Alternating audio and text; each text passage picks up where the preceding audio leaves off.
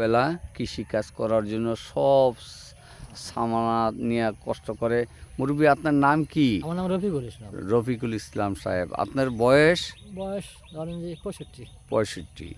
আপনি এখানেই আছেন 65 বছর ধরে? হ্যাঁ হ্যাঁ, এখানে এই জায়গাটার নাম কি? পূর্ব মিরাপুর। পূর্ব মিরাপুর, হ্যাঁ, রাজশাহী, রাজশাহী। নাটোর। হ্যাঁ। নাটোর। এখন কোথায় যাচ্ছেন? এখন যাচ্ছি মাঠে যাচ্ছি।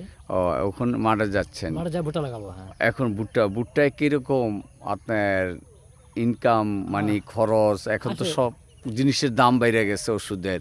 এখন বর্তমান মানে একটু মানে লাভের অংশ কম।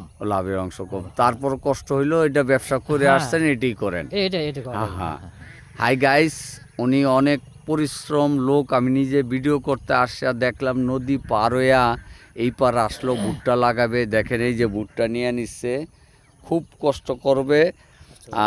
আপনি আমার জন্য দোয়া করেন, আল্লাহ যেন আপনাকে ভালো রাখে। আজকে জুম্মাবাদ, আল্লাহ যেন নামাজ পড়ার তৌফিকটা সবাইকে দেয়। হ্যাঁ।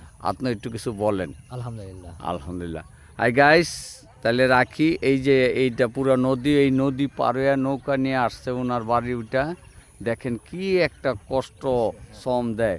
তো দোয়া করেন আমার জন্য। আচ্ছা বাবা, ঠিক আছে। আসসালামু আলাইকুম ওয়া রাহমাতুল্লাহি ওয়া বারাকাতুহু। আল্লাহ ভালো রাখুন।